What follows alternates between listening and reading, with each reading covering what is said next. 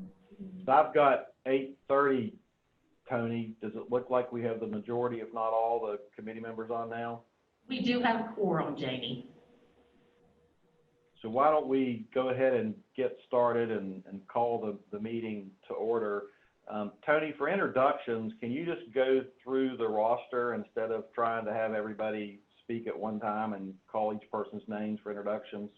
Yes, I could do that. Is everybody on the screen? Do you want this one? Okay. We've got Katie Jo Patrick from the Northern Kentucky Area Development District. We've got Jared T. Meyer, Kevin Vaughn. Hey, Tony, the one thing that I would remind the committee too, if you're on the call, you have to turn your camera on at this point. So if everybody will make sure their camera's on as well. Thank you. Yes. Jared T. Meyer, Kevin Von House, of course, Jamie Parsons, our chair, David Klockner from the Area Development District, Melissa Patchell from the Area Development District, Danita Pickett, Dave Flesher, Dave Schroeder, Shannon Starkey Taylor, Randy Poe, Shara, Gina Dothat, Alicia Webb Edgington, Dana Dobbs, and Christy Henry. I think that's it. Did we miss anybody on the call? All right, great. So we're moving right along. So now, next is the self-identification of any members with conflicts. So if we could have that now. I have, after going through the proposals, the library is listed in 2 of the proposals in one way or another. And so Tara and I had a discussion. I did contact our attorney through the library, and she suggested that to keep the process, the integrity of the process intact, and so there could be no questions that I recuse myself from voting. So that's what I will be doing today. All right, thanks. I don't want to do anything that throws off the process in any way. Thank you.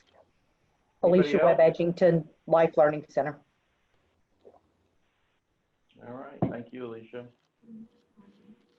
Anybody else? All right, so the next thing on our agenda, there was some discussion about performance and how that related to what we were doing and the KPIs. So I'm going to turn it over to Tony to talk a little bit about those performance indicators. Tony?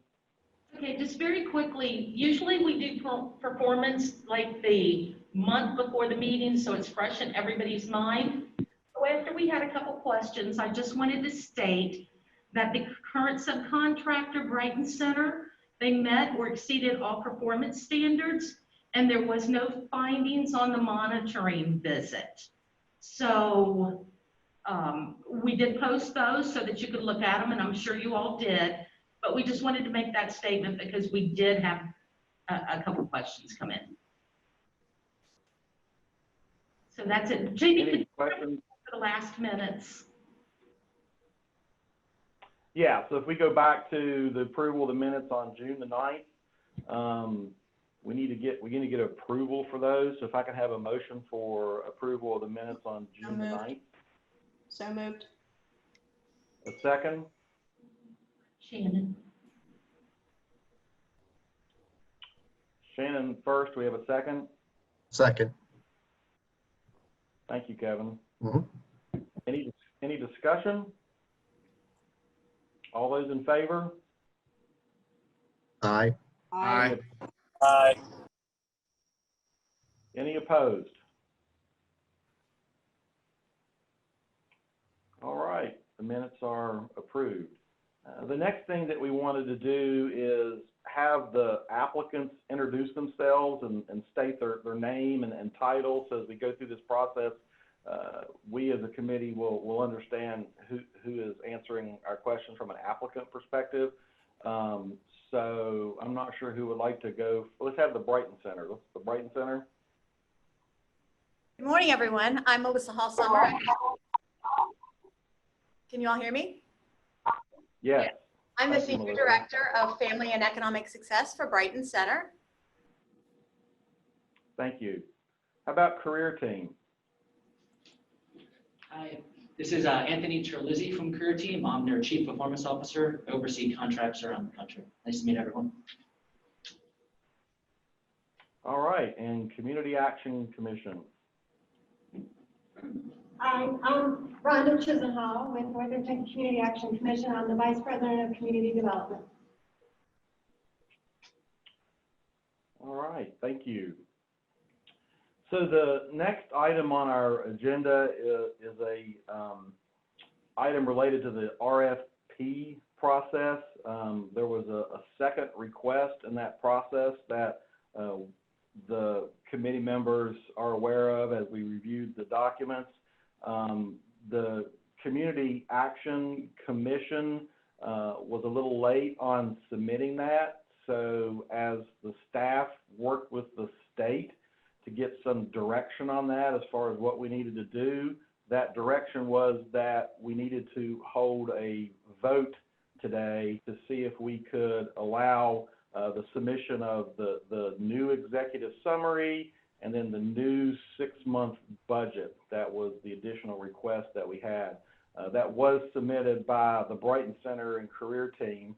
So the vote that is going to need to take place today is, are we in favor of allowing the new executive summary and the new 6-month budget submitted by the Community Action Commission to be presented, and then it will be emailed to the committee members based upon the vote. If it's a yes, for the committee members to be able to review that for this process and make a final determination on that.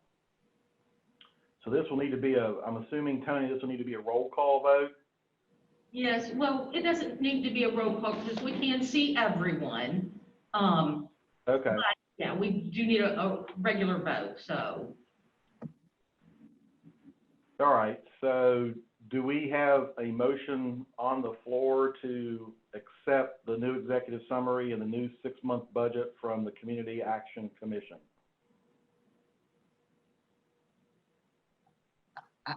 Jamie, this is Dana. I'd make that motion, but I would add, in the interest of fairness to the other two participants, that to review it, but to impose a certain point penalty for the tardiness of the information. So we can decide what that point penalty will be, but I think it's only fair for the other two participants who submitted their information on time. At the same time, I think it's important that we review the information. So that would be. I'm going to try to stick as close to Robert's rules of order that I can, so we can take that motion, get a second, and determine the point in the discussion. Yep. before we have a vote. So Dana has made a motion that we'll finalize in discussion, but do we have a second on that? This is Jamie. I'll second. Thank you, Jamie. So now discussion. So Dana, you're wanting to have a point penalty for late submission by the Community Action Commission. Would you like to recommend what you believe that point penalty should be then? Well, I think, Tony, remind me, the budget total points is it 100? We'll have to look. So okay, so you know, I think it's actually 25 points. Well, there's question 3 of 3. There's the narrative might be 100, but the 50. Budget question was 25. Hold on, sorry. So are you talking about a point penalty for the whole narrative or for just one of the questions? Either way, so it looks like the cost reasonableness, it says it was 100 points. There was total. So there was those 3 questions, there's the 3 questions. You're correct. It's 50, 25, and 25. Okay. Yeah, so that would be the whole narrative then that you're recommending a penalty for. Right. So, I mean, it doesn't have to be huge, maybe, 10 points. I don't know. I'm just throwing that open for discussion, but I just, again, I think to be fair to the other applicants who submitted it on time, that's the most equitable thing to do. But open for discussion for sure. Any discussion for Dana's? So Dana, I'll go back to, do you want to make a recommendation of the points so that we can have some discussion on that?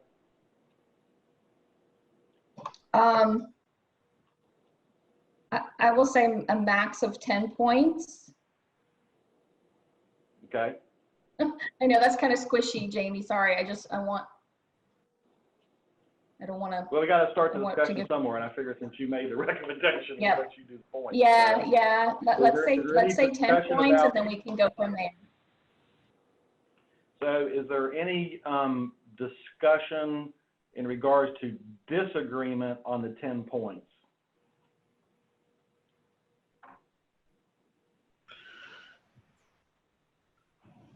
Yeah, I think 10% is a reasonable consideration. This is my first rodeo, but I'm not sure how tight these things usually are. So I'm not, in full disclosure, I'm not sure, what that means in terms of 10%. How meaningful is that? Is it still reasonable that they're a contender? That would be my only question. What are the total points of the entire proposal? Tony? Okay, I'm checking it right now.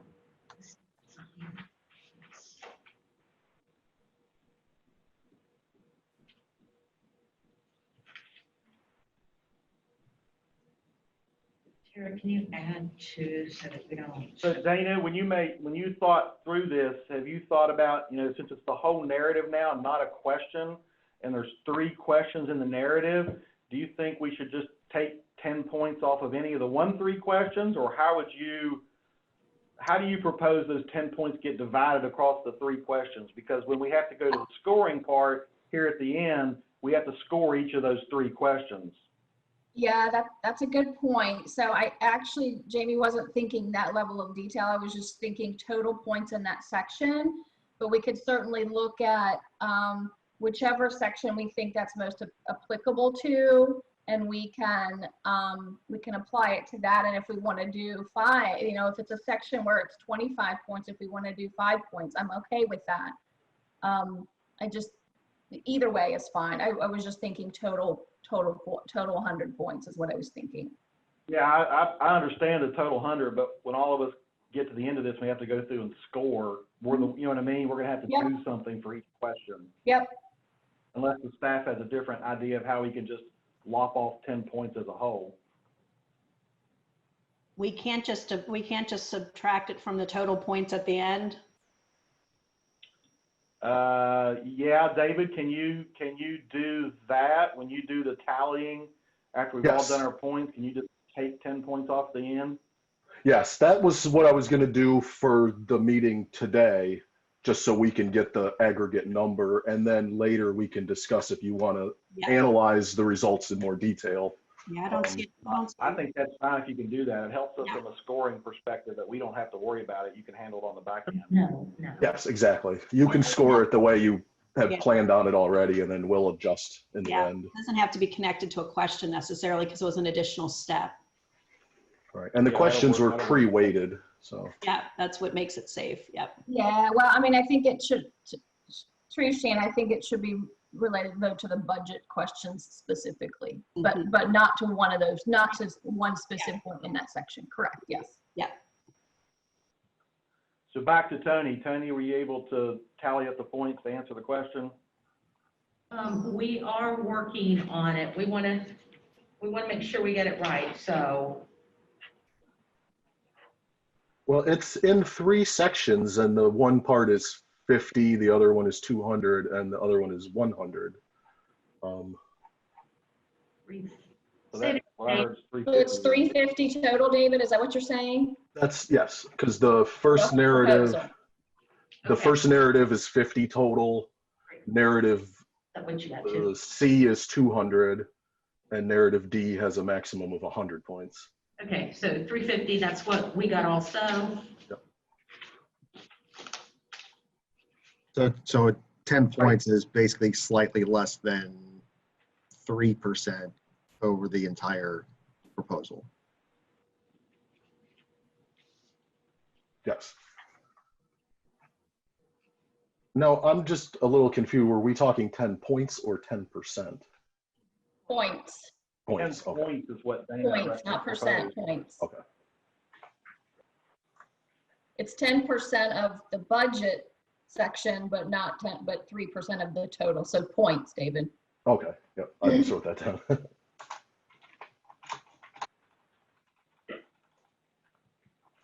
Any further discussion? All right, so the motion is that we would accept the new executive summary and the new 6-month budget from Community Action Commission with a penalty for submitting late of 10 points to the last narrative. Fiscal capability is the last narrative.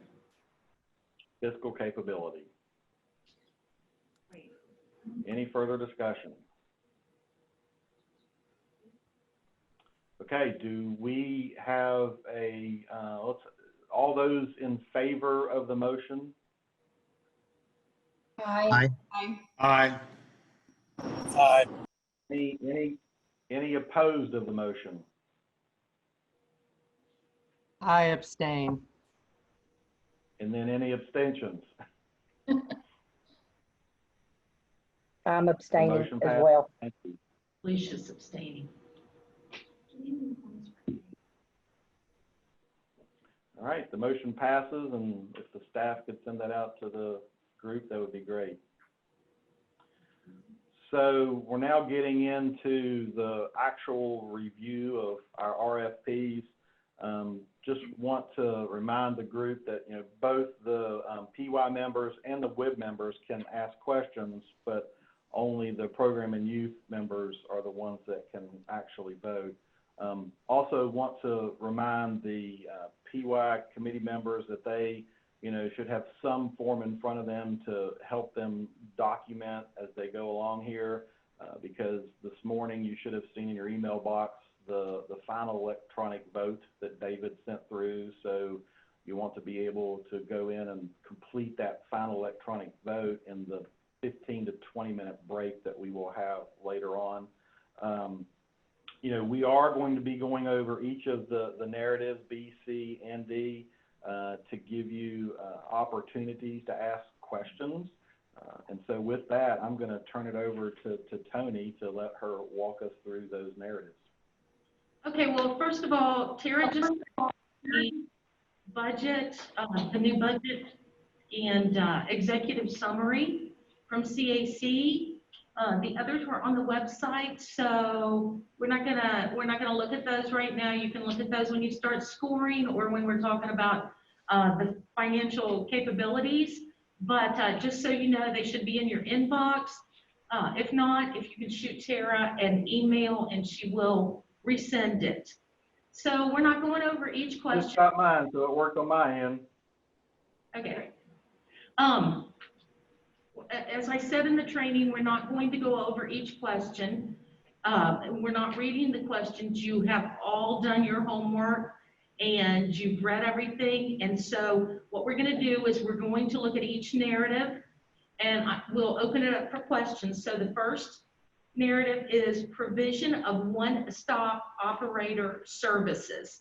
So based on those questions alone, does anyone have any questions for our bidders?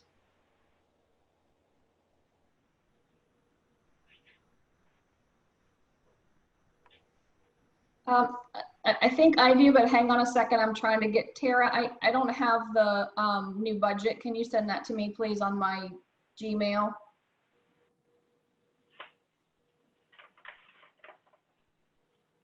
Dana, what's that address? It's dobbsdl@gmail. Unless it's really slow getting to me. No, I think I just sent it to the committee. I apologize. There we go. Okay. Thank you. So are we just, so Tony, we're just asking whichever team we had the question of. We're not going through each one and then like we're not going to ask Brighton Center first and then career team, et cetera. We're just going to ask whatever questions of everyone that we have. Am I understanding that right? Right, because we are a small group, and because Jamie was concerned about the time constraints, I think as everyone was, we decided to do it in the narrative sections so that the questions are kind of grouped, and because you guys were so great at doing your homework because David saw, opened the surveys and everything, so we assume everyone has read them and have their questions prepared. You know, in the group. So okay. That's fine. I just want to make sure to get all my questions out that I have so I don't miss. So and David, just so you know, I didn't submit a survey, but I did my scoring just handwritten on my sheet. So I have it. You weren't the only one. Okay, that's okay. So career team, my first question is for you. I see you in the very back. Hi. just really quickly,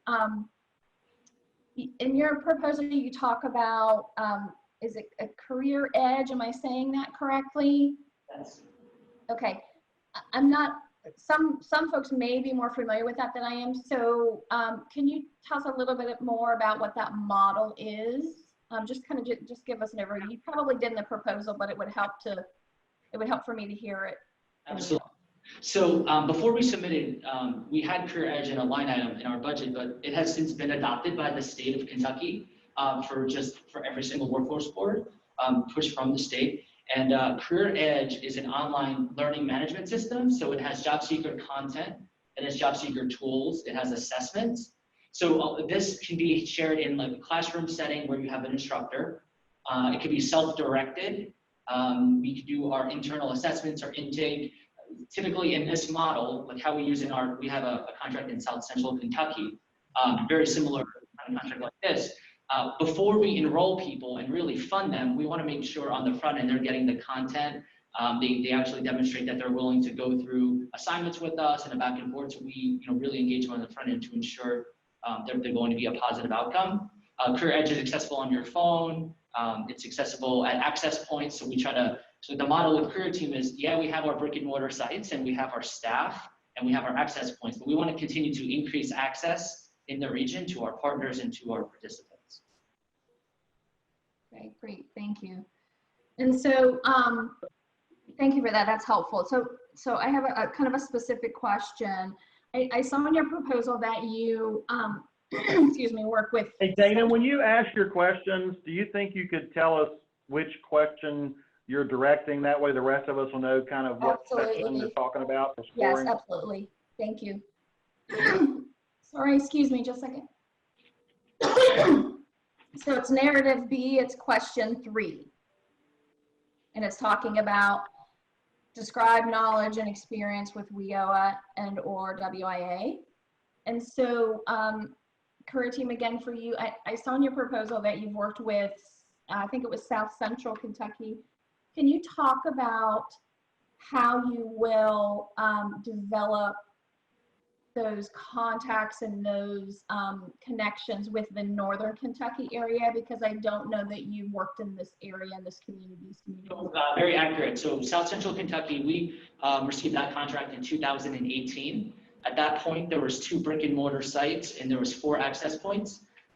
So we're intentional in building out our model. So we engage libraries, adult education, colleges, homeless shelters, like anywhere you think that we can find customers. Our model says we're going to meet our customers where they are. We now have 27 access points in South Central Kentucky, and our model doesn't always, you don't need to have a staff member there. You want to really engage the community and have them trained up on what the initial enrollment process is so they can set appointments for our career advisement team or business services team. And what I do is, it's all about expanding access and helping customers. And even though partners don't know us at this point, we go there, we join Chamber of Commerce's, we go out there in the meetings, we show that here's what you're getting out of this.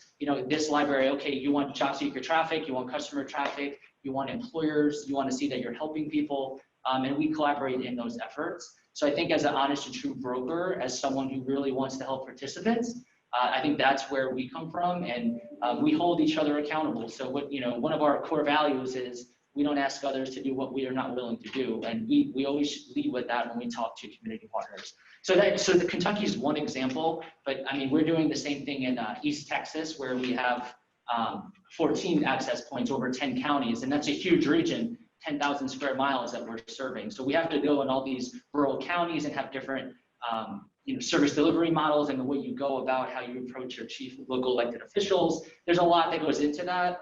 And I think that we're one of the most experienced in the country in how to do the affiliate type model and access point model. Thank you. That was also one of my questions, Dana, so thank you for asking that. Perfect.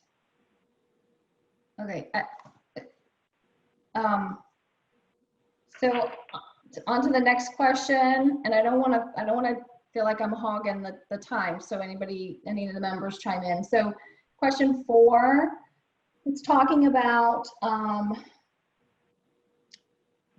describe a minimum their community style accountability protocols, and specifically reporting effectiveness when managing multiple agency workforce centers.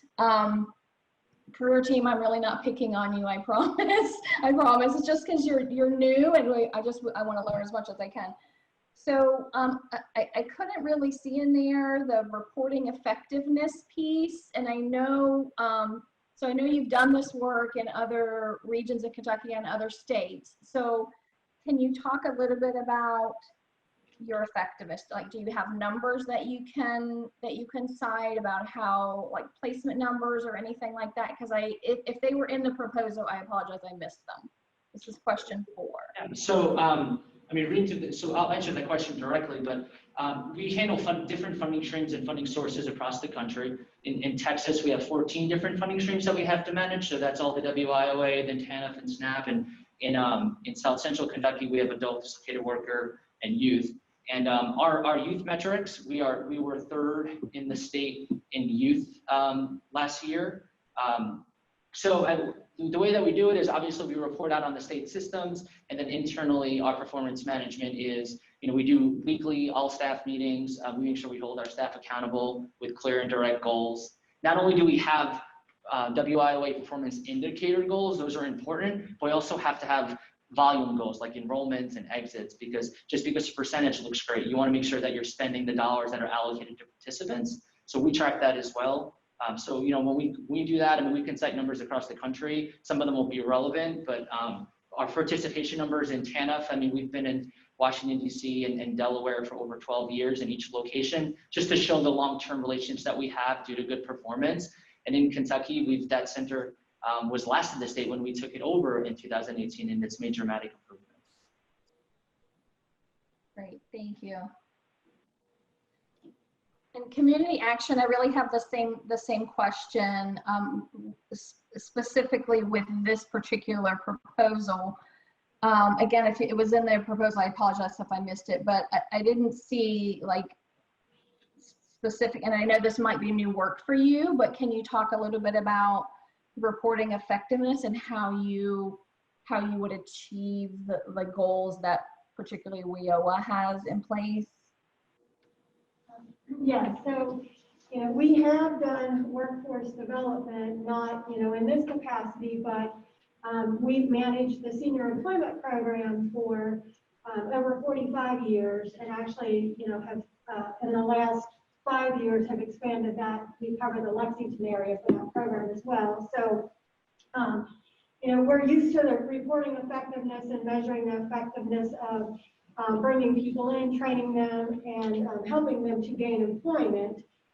We utilize a system through the Department of Labor for that, for tracking those numbers.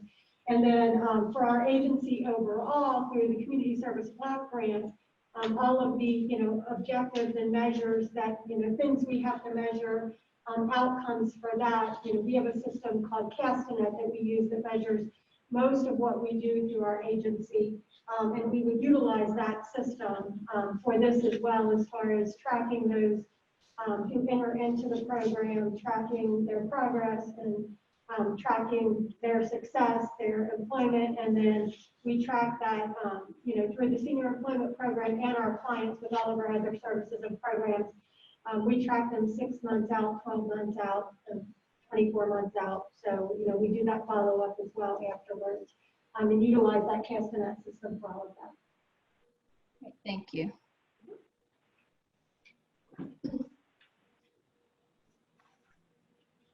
All right. Before we move off to narrative B, does any other committee member have questions on that section?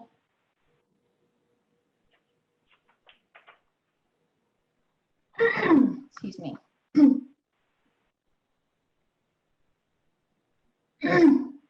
No? Okay. Okay, so on narrative. Go ahead, Jane.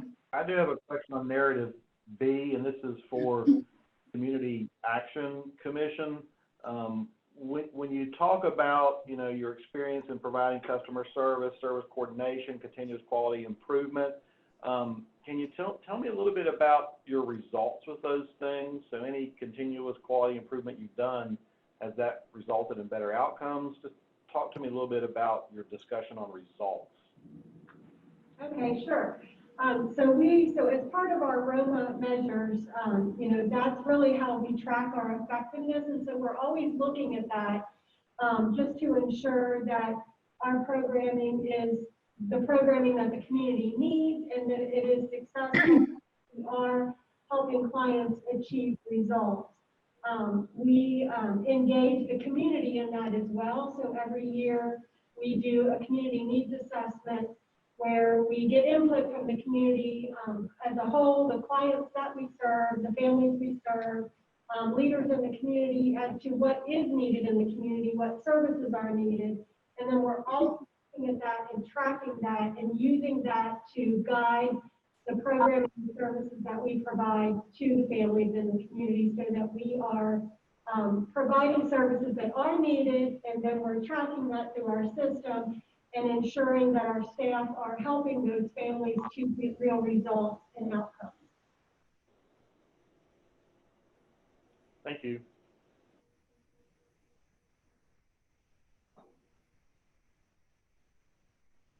Okay, so if that's all for narrative B, we can move on to narrative C. Now, I'm sure you've noticed narrative C has a lot more questions in it, and it deals with the provisions of direct workforce services. Now, that is what happens within our career centers, within our communities, within our businesses. So it's a very broad topic. So first questions.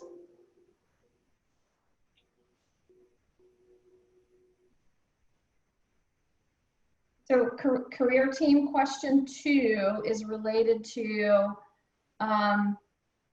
lasting impact on job seeker needs. So can you talk a little bit about how you would do that within your program, like what you maybe reference what you've seen in other areas and how the impacts on your job seekers have kind of impacted the community and then the job seekers themselves over a period of time? Yeah, I mean, at the end of the day, we're here to put people in sustainable career pathways, not just job entry jobs, right? We want to make sure that on the front end, people are getting assessed and they know where they stand. We want to build soft skills if they're not there for our youth or our adults. We want to remove barriers, and barrier remediation is one of the main things that we do as well. But you can't make impact if you're not putting people into meaningful employment. And it's great to have great performance if you're just placing people, but we want to make sure that we're getting people credentialed, we're getting people trained up on soft skills, we're making sure we shorten the skills gap, we're enhancing technology literacy while we're doing this because you need that. And if we have long-term dislocated workers that are returning to the workforce and they don't know what they're in for, we have experts that put them through that. So at the end of the day, we want to make sure that we're listening to the business community, identifying what their needs are and meeting their needs through our program. And we can't do that if we're not soliciting feedback both ways and not helping our customers to meet the needs of the employers. Thank you.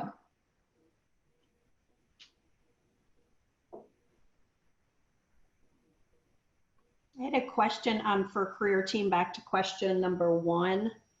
If you could speak a little bit to, it asks also about the needs of the job seekers in each area. So when you listed the counties, I didn't see kind of reference to what you think the job seekers need in each of the areas. So yeah, that's a good thing. So at the end of the day, we are new to the area. So that could be something that, is pointed out. And that's fine with us because we're successful in every region that we go to. And while I may do some research online and put something copy paste on what the people need, I need to hear it from the people that actually live there. I need to hear it from the employers, the business community, the economic development people. I need to hear it from our job seekers. I need to hear it from you all. One example, in Texas, I'm not even sure if I wrote this, this might have happened since, but we hosted these forums called Rural Set Go. And Rural Set Go was when we could do it in person. We would have someone like Tara would kind of be the DJ of it, right? And the local elected officials and economic development directors, they all got together with employers and we listened to what they needed. We put together some demographic reports. We contracted out to do some demographic reports. What are the job openings in here? What the skills look like? So I would want to do that for each county, and I would have a physical presence, an access point in each county if they're not already there. And I would continue to do that to make sure that everyone feels like they're served. And one example, in South Central Kentucky, everyone knows the Bowling Green, and that's the main office. And I was just in a board meeting last week, and he said, this is the first time I'm really hearing that it's not just the Bowling Green contract, it's all 10 counties are getting served. So that's what I would bring to this region. While I may not be able to tell you expertise on what's going on in Boone County right now versus the other counties, I know that I will have the ability to figure that out rather quickly without slowing down and no interruption of services, and just looking to expand those services. Thank you.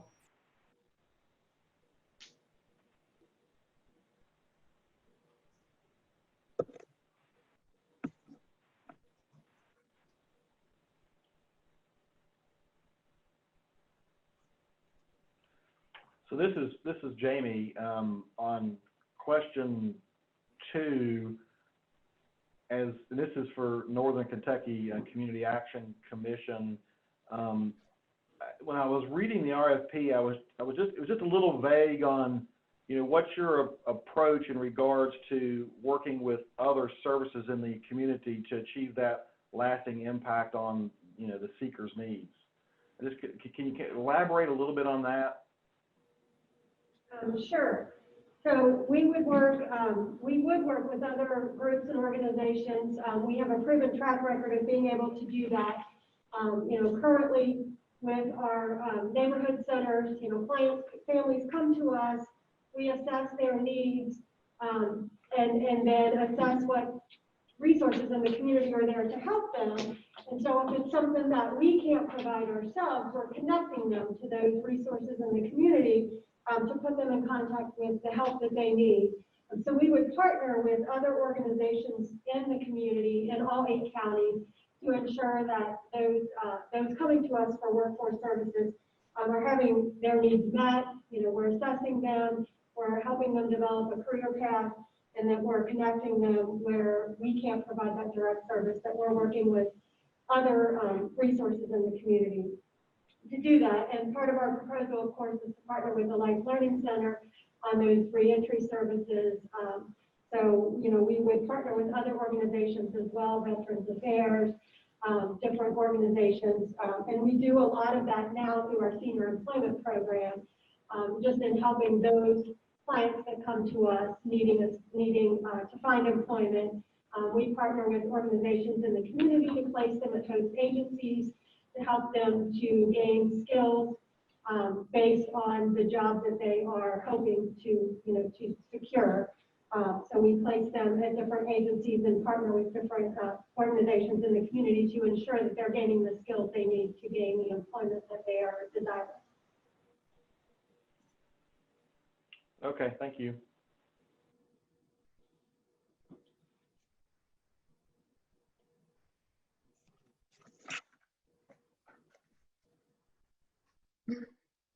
So I have another question on question 5.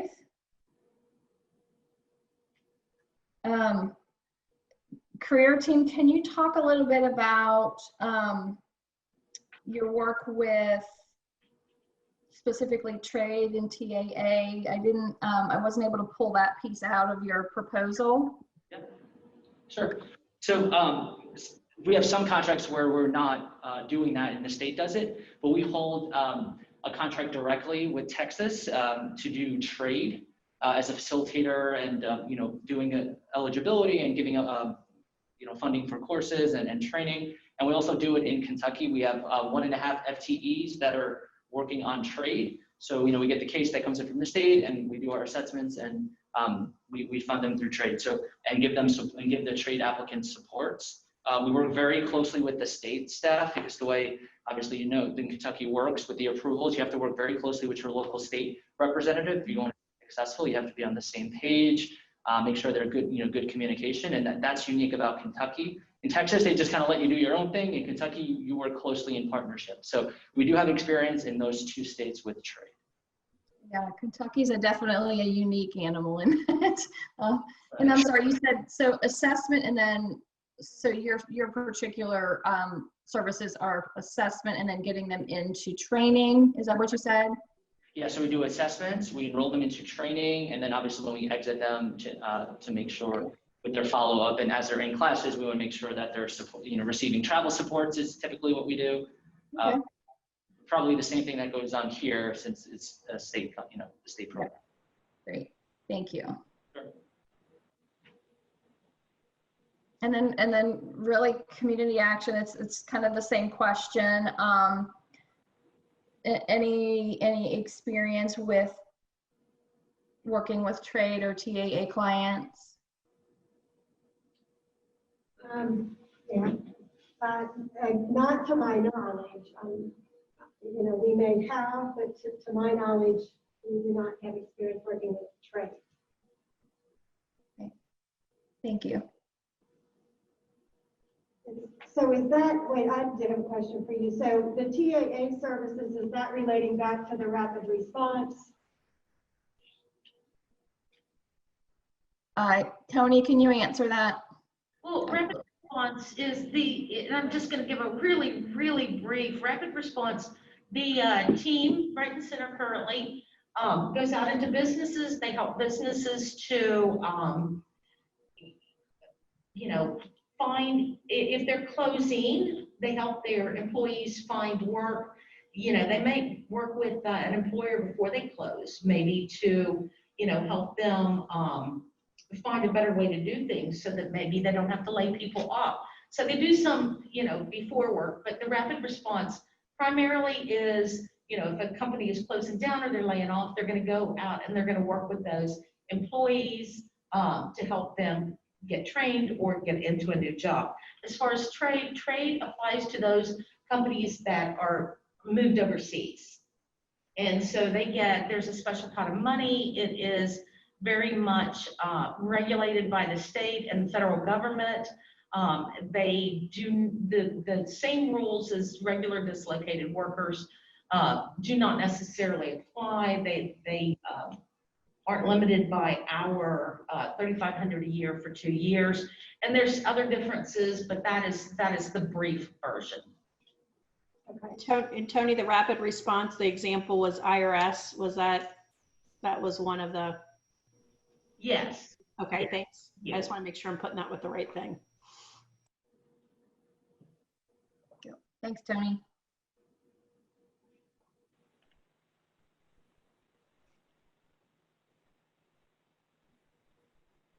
So I have a question for career team. This is Kevin.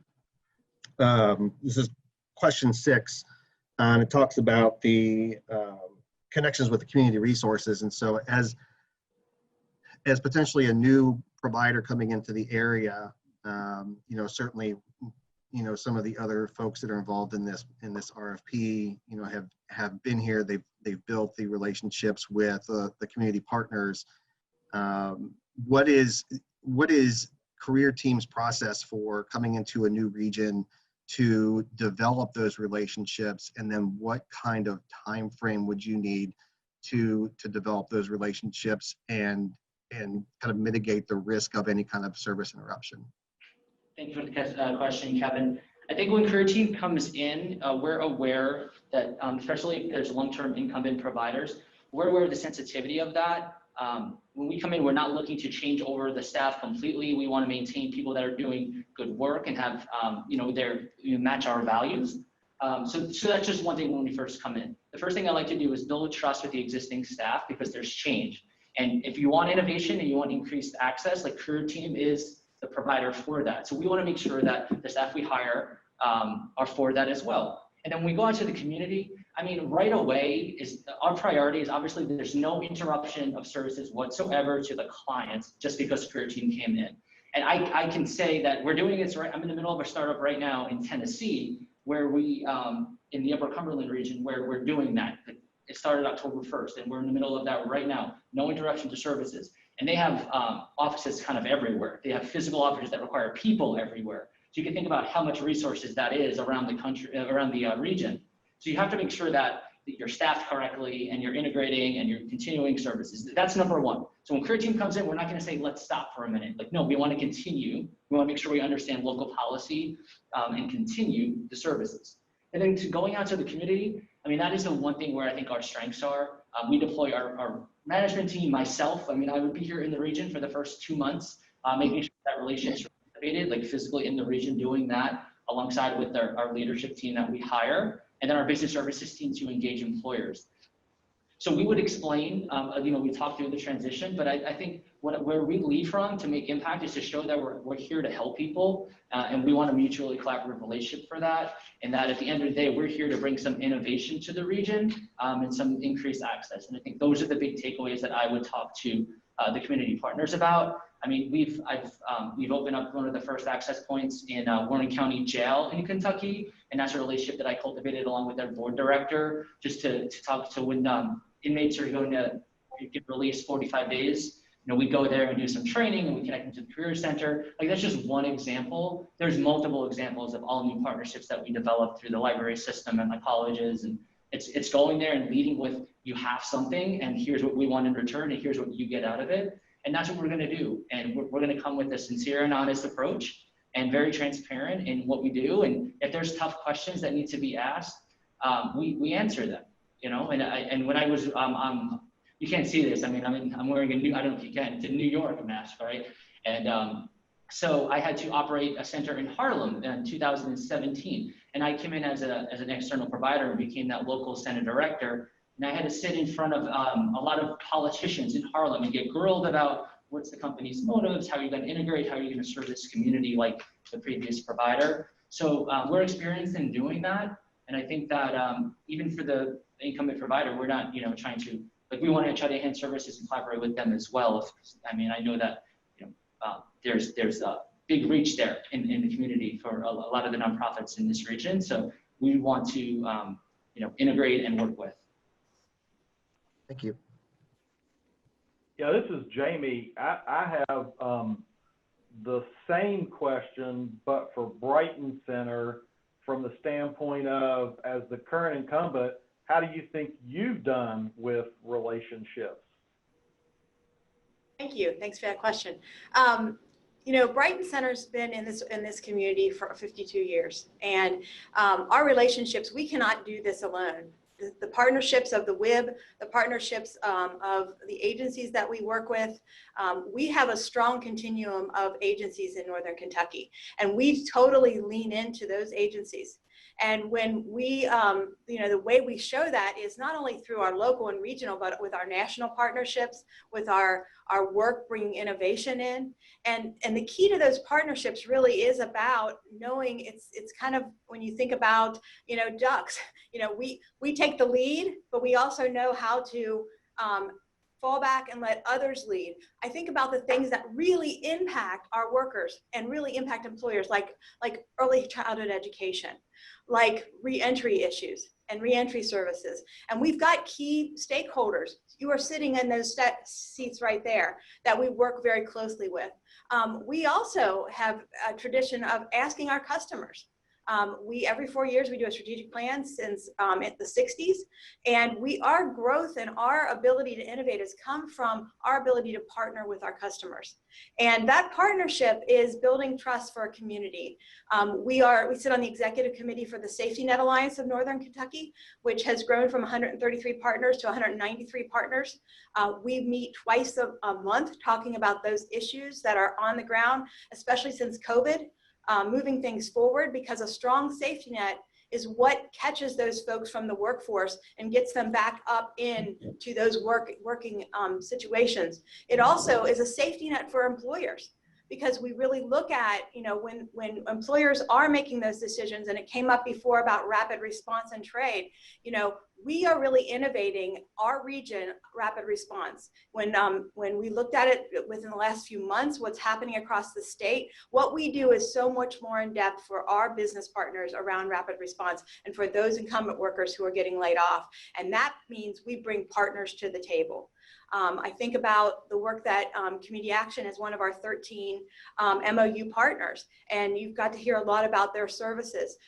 You know that Life Learning Center is part of the proposal that they put forth. Those reentry services are so important, but it's also as important for us to look at our early ed partners and our ability to integrate with some of the regional planning around GROW and how we're really looking at our schools, K-Tech, making sure that we are thinking broadly all the way from birth all the way through those seniors who now are having to work longer. We have to lean in together, and these relationships exist and they're solid and we're getting performance. And I think the key is we're leading the state in penetration rate with our employers. And that's because we come together with partners.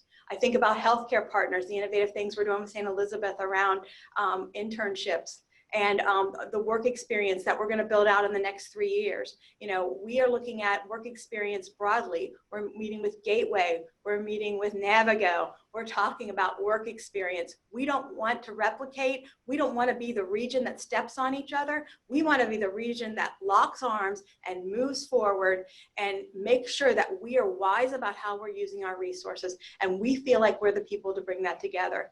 And I think the technical support and the technical experience we bring around WIOA is the thing that brings that glue together, because we know WIOA, and you have to dot your I's, you have to cross your T's. And if we're worrying about that and we're making sure that's happening, our customers rise, our partners rise, our region rises. Thank you.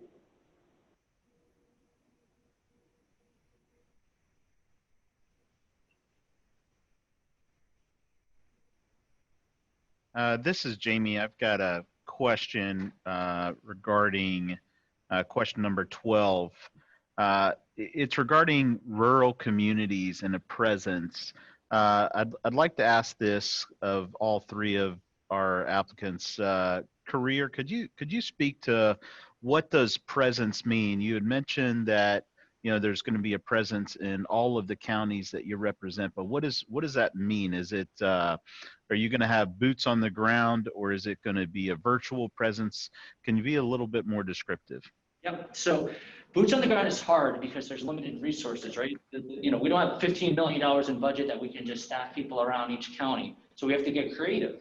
So what we do is we set up virtual access points that are accessible, that are in partnership. So we're not hosting the site. We're working with local community centers, local libraries, anywhere you think that people can congregate. We want to make sure that we can virtually go in and do some career edge training, resume workshops, interviewing skills, mock job interviews, assessments, and then enroll customers into those communities if there's training that's available. That's one thing that we do. The other thing is we have I talked about Kentucky where there's 27 access points. None of them are staffed with our staff. What we do is we go to the community and we train like the trainer, right? And those trainers are the community partner staff that are just navigating. They're able to get them into into our system, make sure they get enrolled, and understand minimum services on what a career center does. And then we go and we have scheduled visits so we have a rolling calendar where there will be a physical presence. So we have access points with virtual and technology. We also can just reach people on their cell phones. This is not something where they need to go anywhere. I mean, with COVID, all over the place right now in the country, serving LA, Detroit, Miami, all big cities, and people aren't traveling inside of centers, so it's on the cell phone as well. So I think those are ways to do it. Another thing is some rural communities have problems with bandwidth and internet access, so we've done that where we've gone into community centers and helped with Wi-Fi connect and make sure that we're serving those communities too. So we want to be creative in how we're doing it. We want to listen to those rural counties about what their needs are, because what I'm saying is what we do in some certain areas. Now, it may not be exactly what's needed, in some of the rural counties here, but we find out and we innovate and deliver. There's 350,000 users in Career Edge in the country. Big number. We're serving colleges and workforce contracts around the country. So we want to make sure we're continuing to grant access. Thank you. And community action? Yeah, so we have a presence in all 8 counties in the area. We have neighborhood centers, which is our base in the community in all of those communities. So we would actually have a staff person in our neighborhood center who would be cross-trained on this. Most of our neighborhood centers have 3 staff people. We have a center manager, we have a neighborhood services coordinator, and we have a health benefit assistant, and those staff would be cross-trained. The center managers now are trained on case management and really working with families that come to us on their needs, and if education and advancing their career or finding a job is part of their needs, then we are connecting them to resources in the community now. So we would have actually 11 locations. We would have the existing ones, and then our neighborhood centers would serve as access points as well. And one thing that we were able to successfully do during the pandemic is to shift our focus to be able to meet the needs of the client. So when the clients couldn't come in and be there face to face, we were able to shift very quickly, immediately, to where we have virtual services. Our locations never shut down. Through the whole thing, we had a center manager in the building there to serve clients, even though it was over the phone or over Zoom. But we had staff there throughout this entire time, even if it was just having one person in the building because of the pandemic. And so we would be able to adapt to the needs of the clients. If they're comfortable with technology, we can serve them that way. If they're not, we can make accommodations for them to come in person and have, receive services that way, the case management services, and connecting them to the resources they need.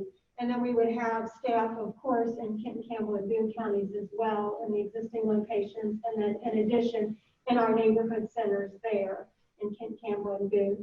And then also in partnering with the Life Learning Center, they would have staff as well that would provide those services. And part of our proposal is that they would have a staff person that would travel out to the outer counties as well and be there to help those in person that need that assistance. But we also have the technology to be able to provide virtual services if that's what the client prefers. Thank you, appreciate it. And lastly, Brighton. So a few years ago, we really looked at our rural services, because so many times when you have a very diverse community like we do in Northern Kentucky, we have our urban core, we have our river cities, but we also have a very rich rural area. And so we led with having a rural services team. And as you can see in our proposal, we have proposed access sites in our counties. We were able to keep our Carroll County location. That was one that we were looking at not having a leased location, but we were able to keep that location, but we'll still be partnering with the libraries there. But we really feel like using those community resources, and based on what we've seen with our partnership with Kenton County Library, that we know that the libraries play a key role in their communities, and they are a lifeblood of the community. And how we make that a resource and how we band together of those existing services are very important. In addition to our services, we are working with NKU. So it's about the physical sites, but let's face it, it's about relationships. And we hire so many folks who are from the rural counties, who are the people in those rural counties, who have an understanding of what is faced by folks who are living there, that understand those businesses and that understand and have relationships with the judge executives in those areas, because we need to make sure we have a pulse and we're not feeling like we're coming in and working upon communities, but we're working among communities. The relationships with other partner organizations that are in those communities are so important. And it's really about how are we building up companies? How are we thinking about the transportation needs of the rural counties, in addition to the pulse of our urban core? And how do those things work together? And it's not a one size fits all. And I think that we realize, especially since COVID, the importance of tying technology.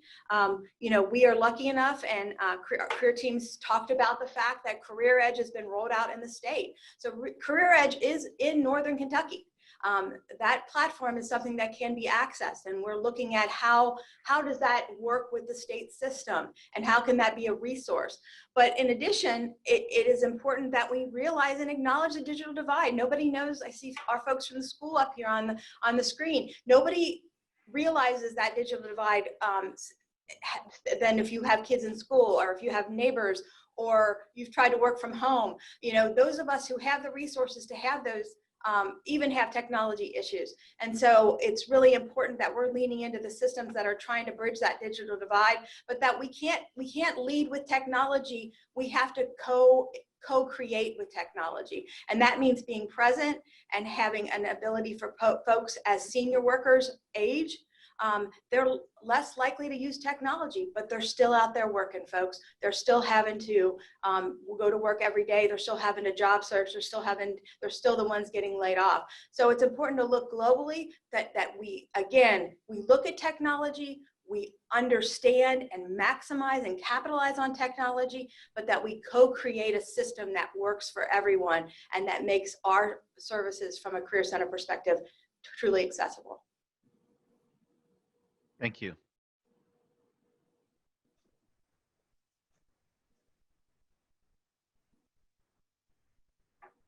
Hey, this is Dana. Sorry, can we go back to question 7? And what I specifically want to know really from all 3 applicants is how you successfully use social media with your outreach efforts to adults and youth both. So Brighton Center, we can start with you. Oh, COVID, folks, like really, have we all learned a ton? It's terrible, it's an awful situation, but boy, have we been forced as individuals and employers and providers to step up our game. And I feel completely confident that we have. I don't know if you've had a chance to see the Facebook Live events that we've had. Those have been wildly successful. We're doing Career Coach via technology and social media platform, virtual career coaching. We are pulling partners in, and when you talked about the partnership question, it all kind of weaves together, doesn't it? If you look at our Facebook Live, it's bringing those employer partners in. It's bringing those partners that are providing strong services in. It's bringing that full array, and it's bringing it right to people's phones, folks. It's bringing the technology right there. In addition, we get a chance to highlight the stories. We get a chance to tell the stories of our amazing employers, and we get a chance to tell the stories of our customers who are making it through this time. Our registered customers, all of our customers have had a hard time, but those registered customers that we're providing those in-depth services with, through COVID, we have seen 100% retention rate. And those are the stories that we're telling on social media. We're telling those 100% retention rate through COVID of our registered customers. And we're telling those stories, we're putting them out there so that other folks who are out there trying to negotiate knows to lean in. And even though in-person services, and we're reopening, we're launching through the state, we're first folks coming out with resuming in person, but we never closed. We were open, we were providing services, we were talking with people, we were supporting the state in their endeavors, and social media and technology has been so important. But it also is a huge responsibility, right? We want to be responsible about how we're using our messaging. And that's why leaning into partners, leaning into the WIB, taking the guidance of the staff of the ad and taking the guidance of the WIB to make sure that we're lining up and that it makes sense and we have a cohesive message with the state has been so important, so that we make sure that we have a calm presence as we're moving forward. But services are rocking and rolling on social media, and if you get a chance, I would invite you to some of our live events. Thank you. Career team, same question. Sure. So similarly, I mean, we are very busy on social media. Each region has their own, or each state, each region has their own way they like to do it. So the first thing I would say is we would work with, internally with everyone here, or as a funding source, and make sure that the message is right and that we're going through the proper channels. But Career Team as an organization, demonstrating success on Facebook Lives as well, where we do live workshops, where we could just have anyone join. It doesn't have to be someone who's enrolled in any of our programs around the country. So we'll do live resume workshops and interviewing skills. We do that. We've also done some trauma-informed case management live workshops to help with staff training around the country, and then also some human-centered design training on how to staff workforce centers and how to make sure, how it looks from the beginning to the end with having the customer in mind. So we've done that on Facebook Live as well, not just for participants, but for board staff. LinkedIn, we do a lot of marketing on LinkedIn. So LinkedIn and Facebook are the main ways. We do some recruitments on for youth through Instagram. And then I would say, and then Career Edge, which I'll talk about one example next. But in Texas, we only were able to, we were closed for about a month, and now they've opened up rather quickly. We had organized a drive-through job fair, and we primarily marketed through Facebook and LinkedIn, and had 250 job seekers show up with 44 hires on that day. And that was just an example of some of the innovative ways that we can market through Facebook, really is where it came from. And then on Career Edge, I'll just give you an example. We run the Washington, D.C. youth summer youth program technology with their technology, right? They use our platform. And what they were doing was Washington, D.C., before they hired a Career Team, was busing 15,000 youth every year into just all these buses into the centers to do in-person orientations. Career Team then converted all of that online. And then we also came forward with a application process where we would shoot out our digital application to youth across all these platforms and enroll them and register them. And we're also doing that now in Tacoma, Washington. We have a WIOA adult dislocated worker rapid response and a military initiative contract with them. We've digitized the WIOA application. They're permitting electronic signature at this point, but even if they didn't, we reach out through our Career Edge media and put it on our social media, and are taking enrollments. And then at that point, the case managers or the systems team can see, okay, this person completed an application, I'm going to approve and deny it. So, and then I can actually, so I'm using it as a recruitment tool. I'm using it just to get the word out. And then also we do monthly success stories on social media. So we want to make sure that we're touting what we're doing, but also reaching out to people. Thank you. Community action, same question. Okay. Yeah, we have a presence on the major social media channels, LinkedIn, Facebook, Instagram, Twitter, YouTube. We have YouTube channels, so we use that as well for videos. But we're very active. Facebook is our strongest, of course. We have a very active presence on Facebook. We have over 7,000 followers on our Facebook pages. Our social media staff have over 10 years experience of marketing on social media. We've been very active. We have done webinars. We've done, Facebook Live posts. We've partnered with partners in the community on doing things on Facebook, just around different issues that the Community Action Commission works with, and as a priority for us, we would do those same things with workforce development. We've done things with our senior employment program on Facebook, with our youth build program. So we've partnered with different organizations. Just so very strong following on social media. We're very active, and we would utilize that to leverage this as well. Use that as a resource to help those in the community that are looking for jobs, seeking jobs, and seeking education and training. Great, thank you. I had a question. in regard to number 13, to talent development specialist location qualifications and credentials, specifically around credentials. Brighton, I'm pretty familiar with your organization, so I'd like to focus on career and community action. Career, I know this is a new area, but in your other areas, specifically in your rural communities, how successful have you been at recruiting the right talent levels? And could you speak to specifically education levels as well? You know, are you able to find the talent with bachelor's, master's degrees that you say you're recruiting for or desiring? Yeah, that's a good question. We generally are. I talk about our core values a lot. One of our core values, which is the 8th one, there's 8 core values, is we zag, like when others zig, we zag. So we sometimes don't hire the traditional workforce person. We may hire out of what you typically think of a workforce trajectory. I mean, myself, I was in banking and all of a sudden I found workforce. I'm one example of that, and that's around the country. We look to hire credentialed, meaning bachelor's degree, to serve the population. And sometimes, you know, depending on the qualifications of the region, high school diploma may be good if there's detailed experience and you can see that they're going to help customers. Just because you're a WIA expert, you may not be a fit for us, because we want to make sure that you're fun, that you're innovative, that you like helping customers. Like, that's the culture that we like to bring.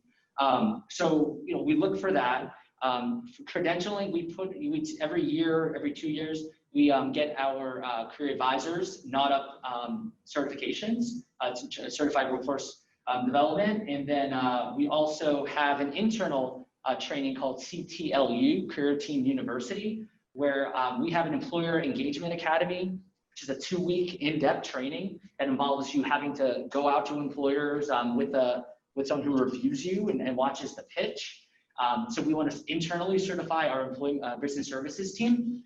And we also do case management training and facilitator training that comes with, you know, internal badge that you completed our onboarding. And all staff have to do that within the first 30 days. In Tennessee, we're doing it in the first 15 days, but it's in the first 30 days. So those are some examples. And then one thing I'll add about just our internal training. During this pandemic, since March 3rd, every single business day, we have hosted an hour webinar for the entire company. About 140 people on average have joined out of a couple hundred.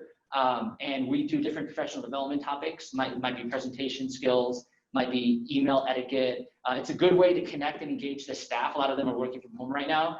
And we get together, and some of the management trains that, but then also we empower our staff to lead those trainings as well. So we want to make sure that our staff feel like we care, we're supporting, and they're getting some learning and training, you know, during this time when they're not able to engage in the office as much. Thank you. And community action? So we have a staff of over 160 employees in the Northern Kentucky area. And we've been around for, you know, over 55 years. So we have experience in, you know, seeking out people in the community for to place in jobs, seeking out candidates. We have a full-time recruiter on staff that is focused on recruitment in the community for our open positions. So her focus is nothing but recruiting, identifying those people, screening them, and then helping us to, you know, hire them and place them in the jobs that are appropriate for them, for their skill set. We also believe in helping to grow our employees. So once they come in, if they have job aspirations of moving to another position, being promoted, moving up in the organization, we work very closely with them to develop those skills for career development and to help promote. We do promote from within. So when we do have openings, we do look for candidates internally that are qualified. And then we also do have assistance where we can provide assistance for those employees that are seeking to further their education. By some of our programs actually have funding to help pay for tuition. In other cases, we have to go out and seek that, but we do offer that to our employees as well to help them grow. So, you know, we do have experience in recruiting for the skill sets that we've identified for these positions, and then we also encourage our employees to seek out other opportunities in the organization, and we help develop them and to grow them to where they have the skill sets and the abilities to do that. Thank you.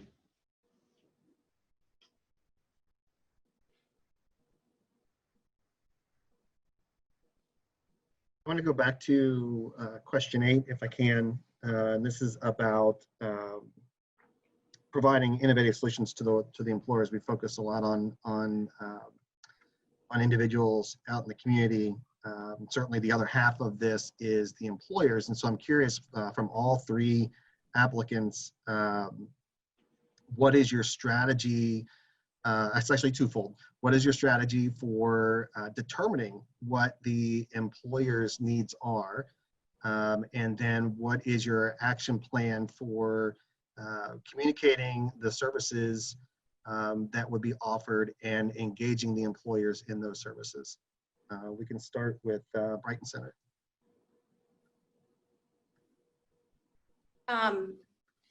So employer engagement is something, as you notice in our proposal, that we really looked at how are we going deeper.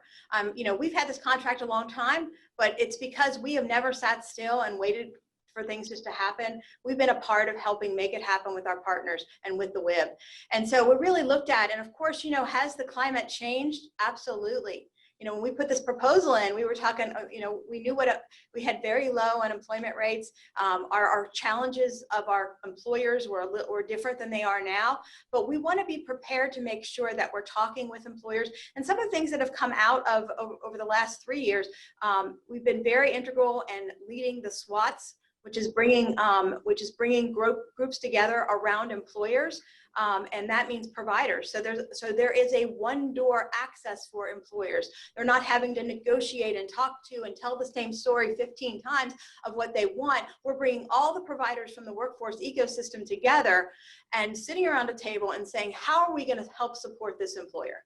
So it's very tailored.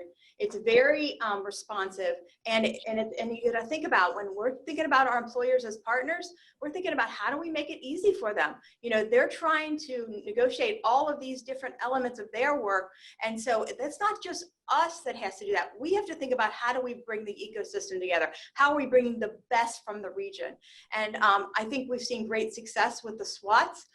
We also have the Employer Roundtable, which is an opportunity for employers to come around a table and really look at some of those deep trends across. So when we think about that, we have to think about employers in all different places that do entry level, that are looking at those higher level jobs. How do we get folks in labor? How are we responding to labor and what the labor needs are? And the apprenticeships that are happening there. And really what we doubled down on in our proposal is that ability to look at work experience. And that venture is holding and locking arms with a lot of folks, but where there's opportunities to build out and lift up, like the work being done with K-Tech, Navigo for those in school, but for those out of school youth, in our region, we have 7,000 folks that are considered opportunity youth, 16 to 24-year-olds that are not in school and they're not in jobs. And so how are we making connections for those folks? In addition to those work experience for incumbent workers, those workers that feel like that there's, how are we helping employers build that pipeline and retain employers? It costs money for businesses to retrain. It costs money for labor to retrain. It costs money for community colleges to not have folks make it through training. And so it's so important to be innovative and responsive in that. And I think what we started as a region and led with the SWATs, having that idea of how do we have a place where it's a one entry, one stop for our employers that looks at our GROW initiative, that looks at our economic development initiatives, that looks at all of those elements and brings folks to the table and surrounds that employer as they're navigating their needs. And I'm gonna just ping for a second to either one of my cohorts here. We have Corey Eimer, our operator, and we have Ellen Bates, our Workforce Innovation Director, both of which I'm kind of the firewall, representing the firewall figuratively, and to see if they wanted to add something to that as Corey leads some of that work and as does Helen. Anything you'd add? Sure, thanks, Melissa. I just wanted to add, through our conversations with employers, we found that, one of their biggest pain points is retention. And I know you all are well aware of that as employers yourself. The other piece is talent attraction, and the biggest barrier there is soft skills. In our conversations with employers, going back to the credential question that Jamie asked a few minutes ago, it's more about the soft skills, the interpersonal professional skills that employers are telling us are even more important than those technical skills required for any job. So we are leading the state with providing the Kentucky Essential Skills Certification. Northern Kentuckians receive the most KESC certifications of the state, and we're very proud of that. We're also having deeper conversations with employers about what we can do to help them with retention. In the summer of 2019, we held focus groups with employers. 50% of the employers that were a part of those focus groups indicated that they saw a 90-day retention period as successful, and that's just extremely unfortunate, and it's painful for employers. It's costing them a lot of money, and it's just as painful for those workers who continue to go through that revolving door of employment and unemployment and jumping from business to business. So we really want to just get into those employers, work more deeply, and have those conversations about their particular retention needs and how can we effectively respond. I'd also like to add, Melissa mentioned we had some conversation about rapid response and trade services a few minutes ago, and Melissa mentioned that we have a very robust rapid response program here in Northern Kentucky, where we bring together not only the Career Center partners to, in a traditional world, we would go on site to an employer and bring together all of those partners to really talk with those affected workers about the resources that are available to them as they are facing their impending layoff. But we've been able to transition that to both a virtual and outdoor socially distanced environment, depending on the needs of employers. We know that so far in 2020, or 2020, we've had over 2,000 employees who have been affected due to warn notices and rapid response. Some of those are temporary. We know through our conversations with employers that in many cases they are hoping and anticipating to bring those individuals back as they ramp up businesses. And in some cases, they're not able to do that. And when they're not able to do that, we are working with those employers in our region that are hiring. We know that there are many that are actively hiring. We've seen over 60,000 individuals return to work since April within our region. And so we know there's employers who are in need of talent. And so we are working to link those employees who have been affected through rapid response to those employers who are actively seeking that talent. So thank you.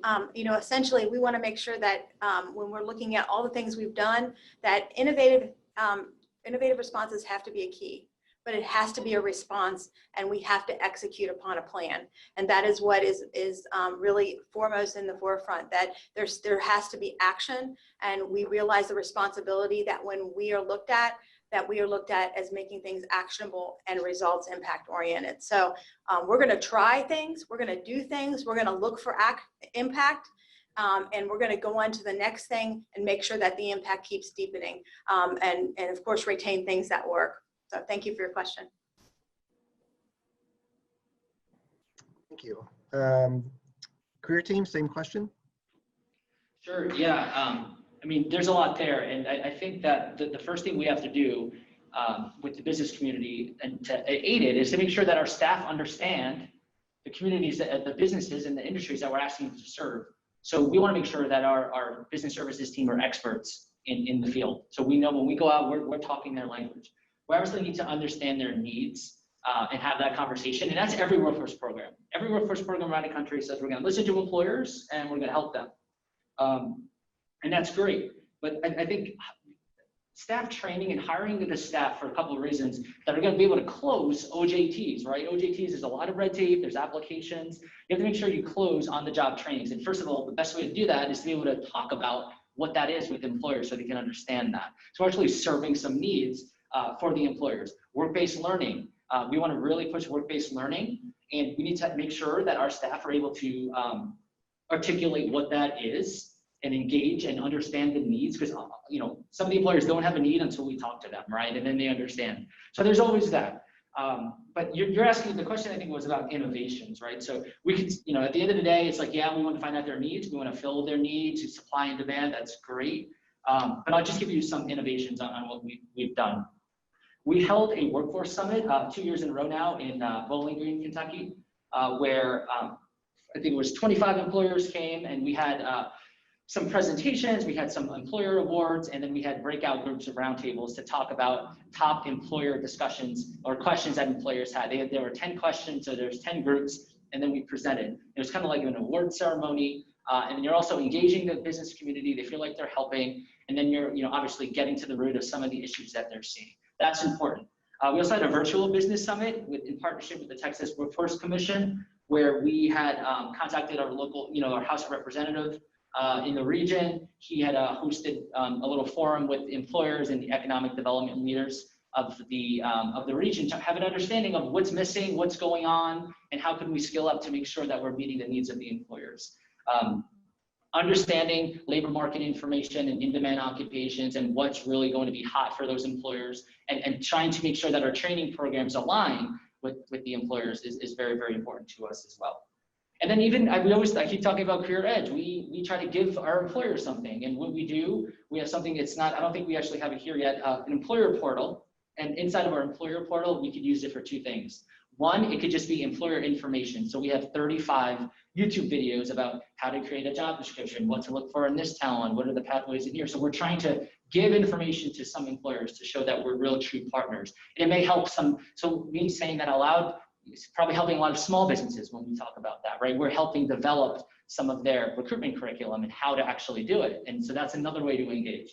And I think, yeah, rapid response, Brian Center had made some good points on rapid response. I think that, you know, you go and you do your rapid response events, but I want to tie those to job fairs that are very, very closely aligned. So we have them right now. And if you know anything about rapid response, it's very hard to keep them, right? To keep them there, you have 30 people, they have your attention, and then they kind of disappear. And I always hear like, okay, it's rapid response, they're kind of gone, and you pick off one or two. Well, we want to have some meaningful jobs ready instead of just like a flyer and say, come to the Career Center. We want something that's actionable. So when we go, we make sure we prep that way, and there's something that they can attend that's going to be beneficial to them. Those are just a few innovations. Okay, thank you. Community action? Okay, so yeah, I think the first question was around assess the employer's needs, and how we would do that. We have done that successfully for the last 45 years through our senior employment program. We have 150 partner agencies and 100 host sites throughout our 22 county area, where we are working with those host agencies to place participants there, but we don't just take a participant and place them there. We're having conversations with those host agencies, which are employers, to really find out, if we were to provide you with a participant, what are your needs? What skill sets are you looking for? What, where do you need help? Do you need someone to help with the workload? And so we're really having those conversations now, and have done that for the last 45 years with those companies as far as, determining who's the right participant to place at which host agency, really looking at that employer's needs, but also the client's needs as far as what training opportunities, what experience they want to gain. So really working from both sides and matching them together to place them. And then also with our Youth Build program. Youth Build program is a program where we help youth who have not been successful in the traditional work or school setting, and they dropped out of school, and so we help them get their high school diploma or their GED, and then we teach them the construction industry and position them, equip them to be able to get a job making a livable wage in the construction field. But not all of the students who come to us for that program are interested in construction. So, you know, we've really started reaching out to employers in the area to find out their needs, what they're looking for entry-level employees, and then trying to match them up with some of our youthful participants who are looking for a different career path. And so we've had them come in and talk to the youth-build students. We've had the students go out and have tours of their workplace, where they can make a presentation on the types of people they hire, the types of jobs they have available, and then really working with those students in the youth build program and the employers to find a match and to match them into the right, you know, the right career path for them. That's also going to bring in potential workers that are meeting the needs of that company. And then we also use the Tackling the Tough Skills curriculum. So our neighborhood center managers do case manage clients that come in, and if they're looking, you know, needing employment or needing a better job or just hoping to keep the job they have, we really work with them one-on-one with the Tackling the Tough Skills. We did receive funding through the CARES Act for a job developer position, so we're hiring for that right now, and that person will do, one of their main focuses will be tackling the tough skills curriculum and really be able to work with those clients that are coming to us that need that assistance, and have individual coaching and group classes as well for that.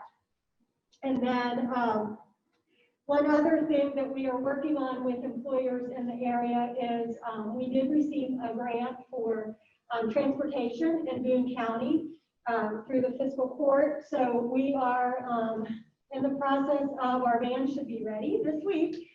We're hiring a driver, but we have been having conversations, and of course the pandemic put us a little, you know, kind of threw a bump in the road for us on that. But we've been having conversations with employers in the Boone County area as far as their needs for their employees around transportation. So, you know, really looking at which companies would need this assistance, how could we provide this, and then we would be able to provide transportation for those employees who, you know, maybe their car breaks down and, you know, they can't get to work for a couple days, and, you know, they'd be at risk of losing their job because of attendance. You know, we're there to help get them back and forth to work and to help the employer keep their employees. And then we also have a program with our new position that we're hiring, the job developer. We'll also work with companies, and we've had conversations with several companies, particularly around the warehousing logistics field, as far as pre-employability screening and pre-employability classes, so that we would teach those soft skills. But we will work with the companies to find out what are those skills that they're looking for, what's their culture like, what's the environment there, what are the values that they would like to see employees coming in possess, and then we would offer classes to prepare those potential candidates, those potential hires, to prepare them to be successful in being placed at that work site, so that they come into the company knowing what to expect, and that their chances of staying longer and you know, making it past just that initial introductory period are much more successful.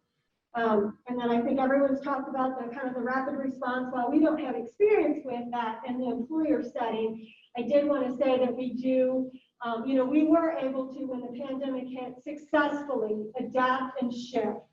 So kind of that rapid response as it relates to our services. None of our staff had to be laid off. None of our staff were, you know, were suddenly without a job. They didn't have to be furloughed. For those, for example, the teachers in the Head Start program who are no longer in the classroom teaching, we were able to shift our service model and shift focus and provide, you know, other positions for those people so that they would have something to do during the pandemic and during the shutdown, so that they were still employed until the time when, you know, when things opened back up and they could resume their regular job duties. So that rapid response, as far as it relates to us internally, you know, we have experience with that, and we would use those same skills and tactics in helping other companies or other clients employees looking for jobs, rapidly who are suddenly going to be laid off, shifting that focus and helping them in that same way. Okay, thank you.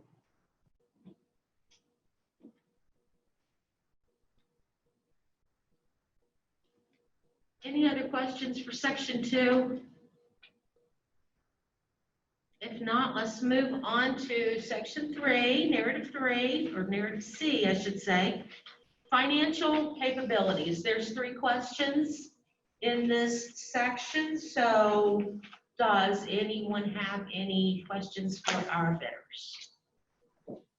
It's actually narrative D, I think, Tony. Oh, you're right. It is D.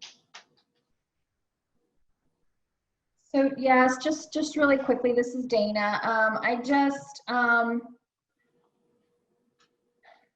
couple of questions. So for career team, it wasn't clear to me on what percent of indirect you are charging in your budget. So could you clarify that? Sure. So we take the de minimis rate on our administrative expenses, that 10% of operational costs, and then we also have a profit line item in there as well for 10%. Okay, so it's 10% plus what? So it's 41,000. Well, I'm looking at let me look at the revised version. Sorry. So it's 10% is the it's 10%. Yeah, it's about 18%. It would be 10% plus the profit on the administrative. Okay, thank you. That was my question too, Dana. Thank you. Yep.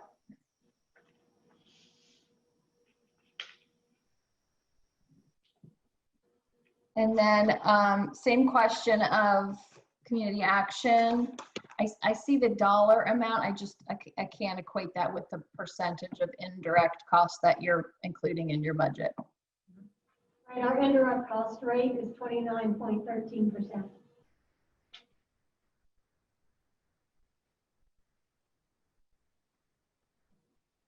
Okay.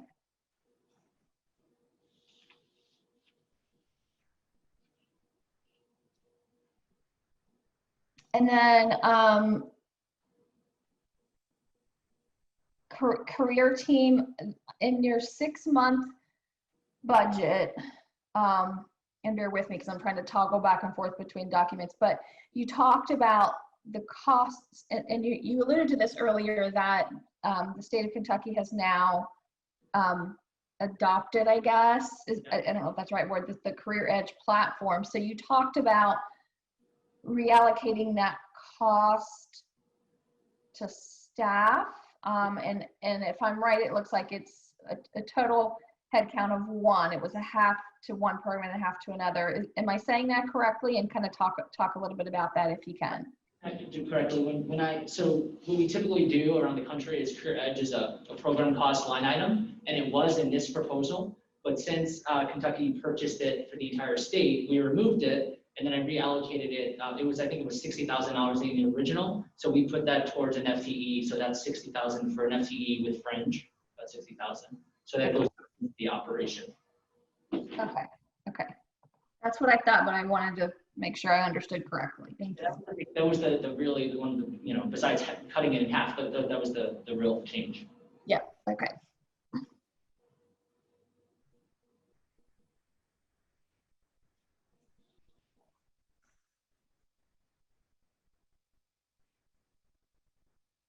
I have a question for community action and also career teams. So I know everybody has had an unmodified or clean audit. Has there been any management letters over the last 10 years? No. No. Thank you.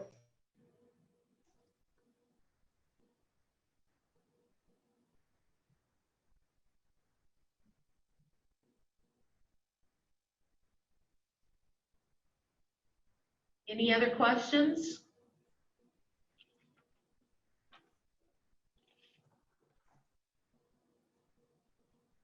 Okay then. A second, Tony, sorry, I just found another question, sorry. So Brighton Center, I'm just curious. So there was no, I noticed there was no line item for professional fees, equipment maintenance, and internet services. What's the plan to fund those, or is internet service and equipment maintenance in particular part of the lease agreement that you have? I'm gonna ping that question to Ellen. Thanks, Dana. The equipment or the utilities, which includes internet fees and things like that, is included in our occupancy space lease costs. So that was all wrapped up in the costs. You'll see at the top on the budget narrative, space, occupancy, utilities, janitorial, which is inclusive of the utilities, internet costs, and then there were some equipment costs in there. It's just listed at the very top of the first page for copier expenses, and as well as printing and postage includes some of our equipment costs as well. Okay, and then the professional, thanks Ellen, the professional fees, that's different from staff development, is that correct? Professional fees would be if we subcontracted or used a temp agency, and we didn't include any of those fees in there. Correct, Ellen? Correct. And Melissa, give me an example of what a professional fee would be. So if we had in other areas of our programs, if we have a Vista or an AmeriCorps, we usually put that in that area. If we use a consultant to do some sort of work for us, it would go under professional fee. If we had a temp come in, it would go under professional fee. Okay, thank you. Yeah, we also have a large amount of leverage that, of course, we didn't include in this budget, but around $7 million that brought to the ecosystem as leverage beyond the budget for WIOA, which some of those items might fall into that leveraged amount of the $7 million that we bring to the table. Okay, great, thank you.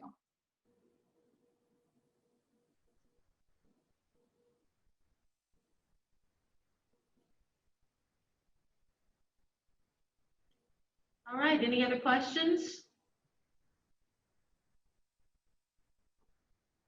All right, we will go. I'm going to ask David.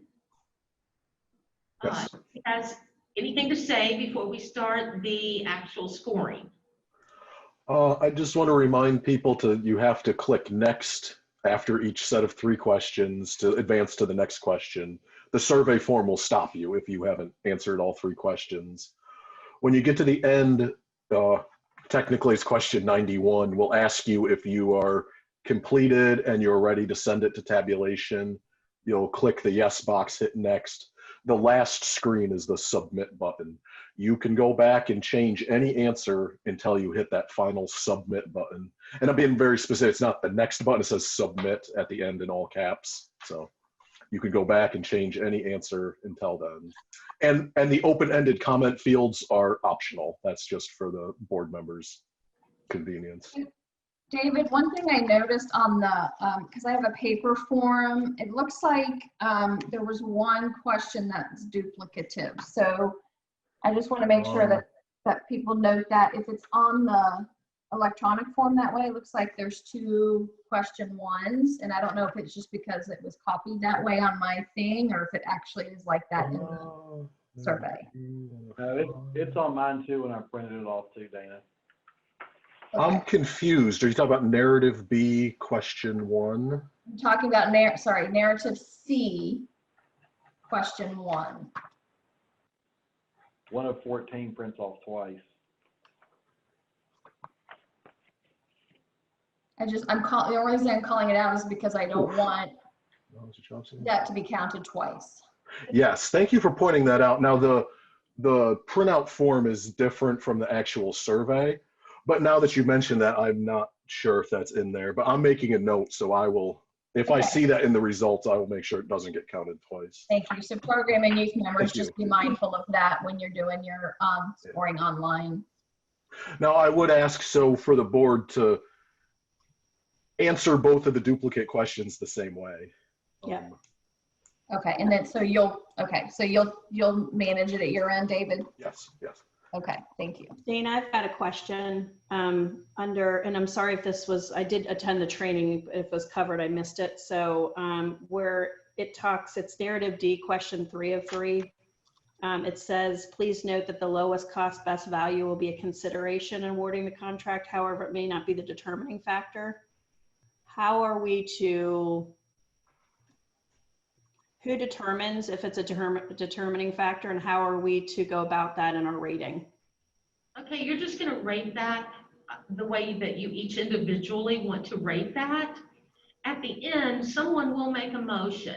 So if they, for example, want to say applicant A was really great, but they were very expensive, and we think that applicant B is very close to offering the same services, but they were 30% cheaper. And then that can be a part of that consideration. It would be a discussion for the group. Okay. It is not a show in scoring. Thank you. Yeah, one more thing, David, sorry. On narrative C, question 5, in the proposals, as I was reading the proposals, it indicated that this particular question was worth 15 points, but on the scoring sheet it says 20. So I don't, so I guess we need to know if it's actually 15 or if it's actually 20. Which one was it? Question 5 specifically. Narrative C. 14.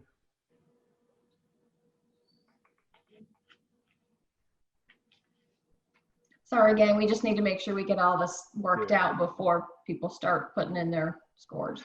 Could you tell me your question again? Because it should be a 20-point question according to the survey. Okay, and maybe it was, and what I'm referencing, David, is in the responses to the proposals, it had the question and then it had the points value. So it was maybe an error from one of the responders that had it as 15 instead of 20. I just want to make sure that if it should be a 20-point question. Okay, I'm gonna okay. make sure, but Okay.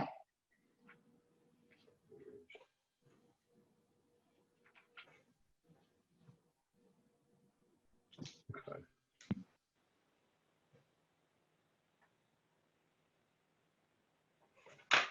Okay. So are there any other questions on the form itself?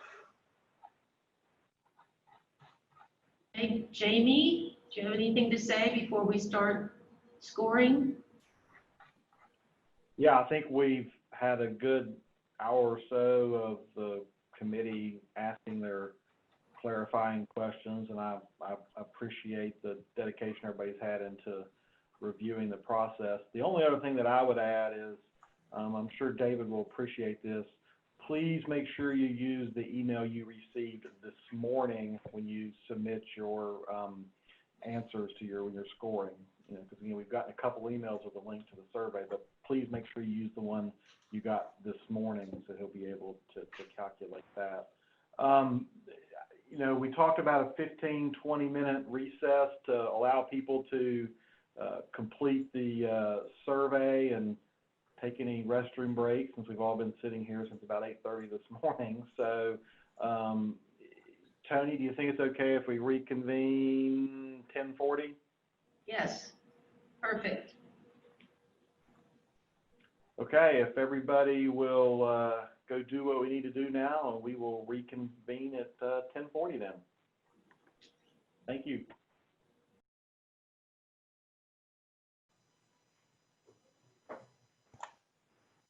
Sorry, Jamie, we were muted. Yeah. How many, David, have submitted now? 7. So we're still waiting on 3. Yeah, I'm almost done. I need about 5 more minutes, please. You're not counting me, David, correct? Right. Okay, Right. thank you. I'm almost done also. Okay. And while you all are working on this, I do apologize for not being able to participate, but I did not want to do anything that jeopardized what the final decision was. And so Tara and I decided it would be best that I call the library's attorney, and that was what was recommended. So once the attorney weighs in, I do what my attorney tells me. Yeah. That's what they're there for. And I have full, full faith that you all will make the best decision. And will support whatever that decision is.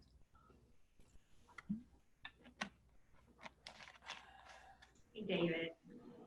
Yes. We just had a question come in, and I just want to double check that the point amount will come off at the end, correct? Yes. Nobody can do anything, you will do that and show it on that. Yes. Okay, that's what I thought. Just want to make sure. So that was for me, and we don't need to do that at our end, right, David? You'll just do that at the end. I don't have to account Yes. for that. Okay, perfect. Yep. Give me one more minute. Okay. And Jamie, for this vote, for this motion, to make it easier on Connie, who's recording, let's do a roll call, and I'll be glad to go through the names, or you can, it doesn't matter. No, I don't have the list of the names in front of me, so I'll let you do that. Yes, I can definitely do it.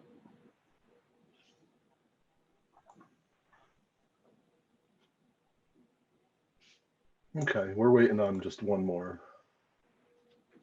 While we're trying to kill some time, one of the things that we're gonna need to have is one of the committee members after David does his discussion and tells us where all the numbers fell, and then follow up in discussion, one of the committee members will need to make a recommendation, somewhere along the lines of, I move to recommend that, applicant, whoever it is, as a subcontractor beginning January 1st of 2021, and to allow staff to negotiate the contract and final budget to report out to the WIB. So somebody will have to make some kind of motion like that for us to vote on, like Tony just talked about.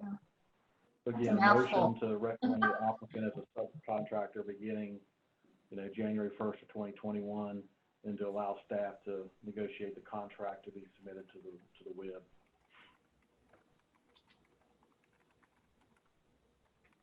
Trying to help you out there a little bit, David, filling up some time.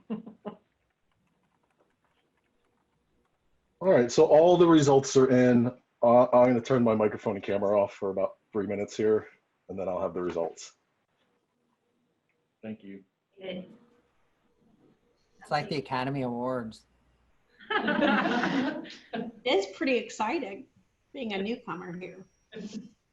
Actually, it's probably going to be more like the election because we're not going to. Let's not even go there. No.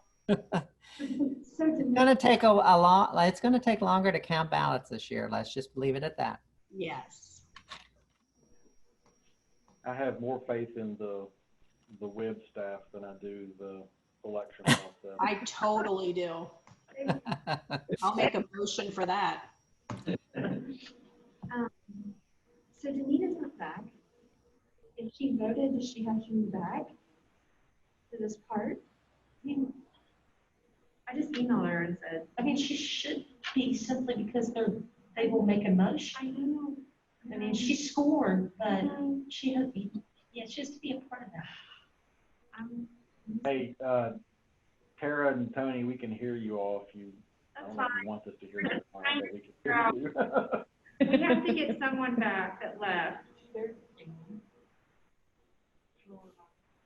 No, Danita. Yeah.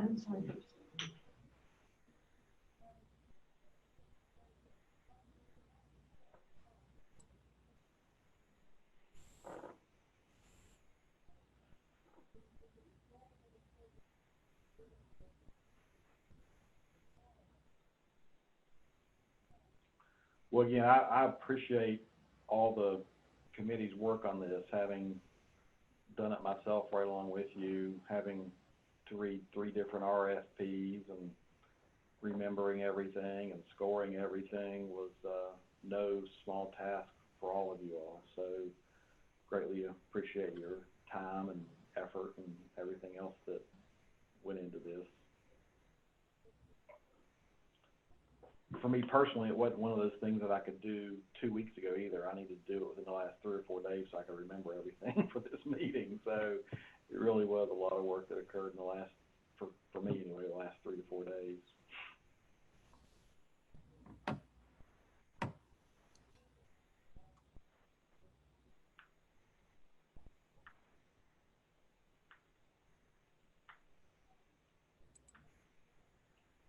Okay, I'm reviewing.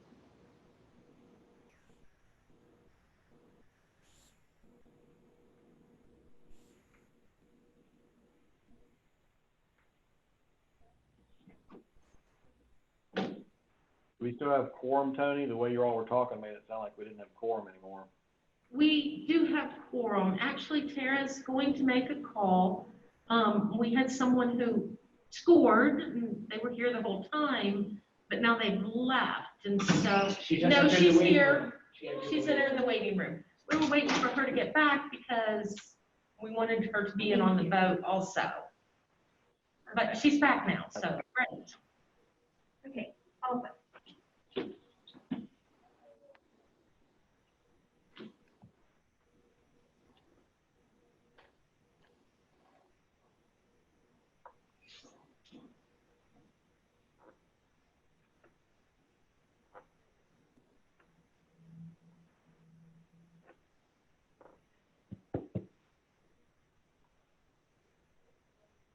I did not have a chance to comment upon Jamie's comment because I was looking at the attendance, but yes, thank you all very, very much for participating. Thank you for the time that you're taking to read in advance and then to be with us for a little bit of a more lengthy meeting today. We really, truly appreciate it.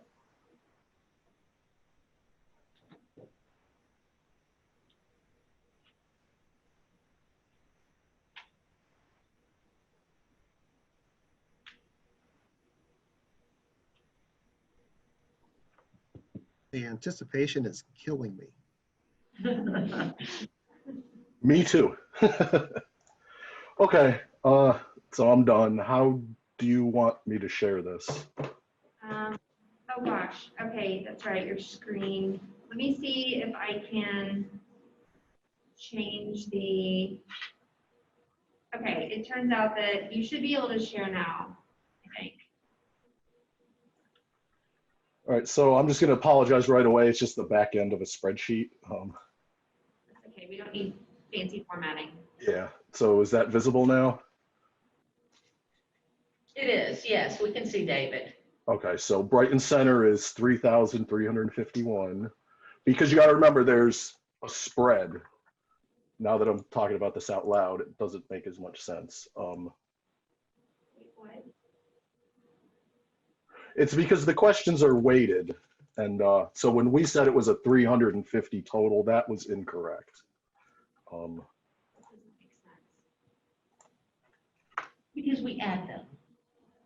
So there's 350 points available, but it's multiplied by. Oh, okay. Yeah. Yeah. So Brighton Center got 3,351, career team 2,876, and CAC 2,974. The 2,974 for CAC does include the 10-point reduction. And then all three of these tabulations were reduced by 5 because of the duplicate question.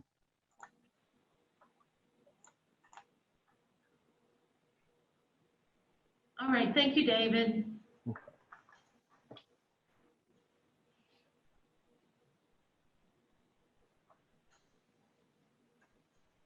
Can you take it down now? Yeah, that's what I'm trying to do. Okay, sorry. And for some reason, I've forgotten how to use Zoom. There we go. Okay, back to you, Jamie. So my quick math, Brighton Center obviously was at the top with the 475 point difference between the next closest one and a 377 point difference after that. So it appears pretty straightforward from a points perspective. Do any of the committee members have any questions in regards to the points? With that being said, we need a motion to recommend the Brighton Center as the subcontractor beginning January 1st, 2021, and then to allow the WIB staff to negotiate the contract and final budget and report out to the WIB. So moved. Shannon has made that motion. Would somebody like to second that motion? I'll second that. Johnson. Any discussion?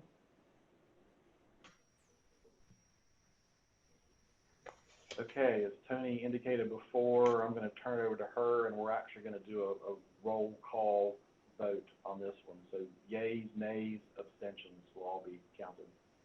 Okay, so Tony? Shannon, we'll start with you. Yay or nay? Okay. Kevin Bonhouse? Yay. Jamie Parsons? Yes. Jamie Johnson? Yes. Yay. Christy Henry? Yay. Jared T. Yay. Gina? No, she's not a committee. Oh, sorry, never mind. Shara? Yay. Randy Poe? Yay. Dana Dobbs? Yay. Danita Pickett? Yay. Okay.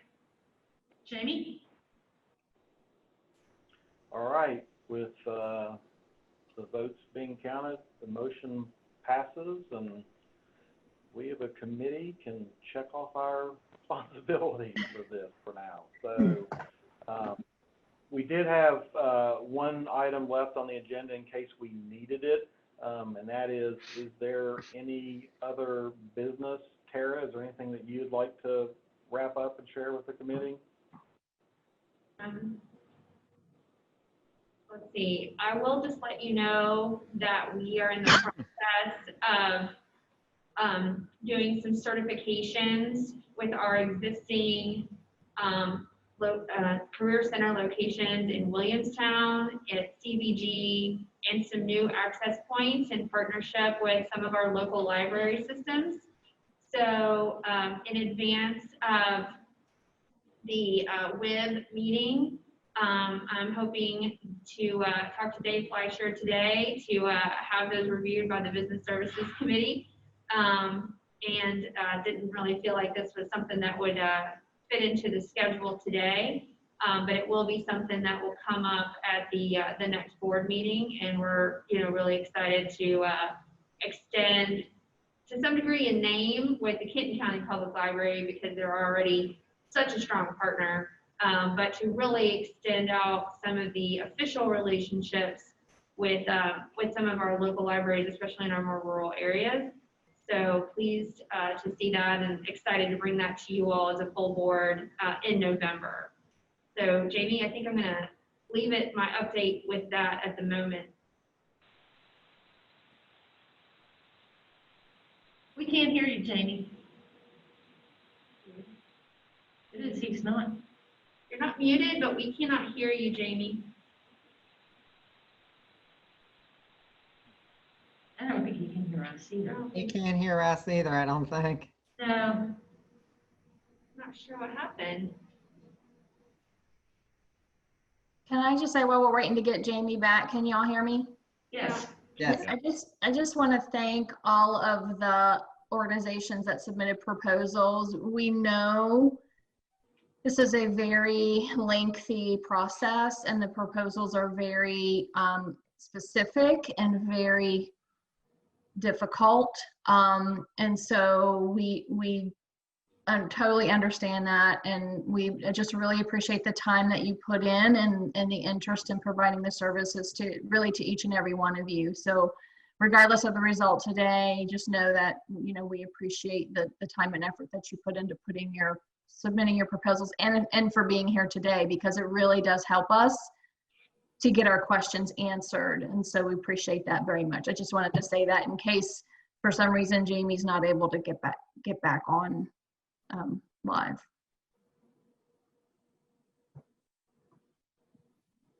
Jamie, can you hear us? I just asked if Katie, Joe, or David could please chat with Jamie and let him know that we cannot hear him right now. the way we were set up today, I can't chat with the setup that we have here in the conference room, so. And if we can't figure it out, it will be fine. Dana, as WIB chair, can adjourn us. And, I'll give you a minute and then I'll do that if he doesn't. we can't get him back. What a shame. Oh, this is, here we go. I think this is him entering now with his phone number. Okay. Can y'all hear me now? Messaged him. Oh, yep, we can hear you now. Yes. All right. Jamie, would you like to adjourn the meeting? Yep. I would like to formally adjourn the meeting and thank you for everybody's work again and enjoy the rest of your day.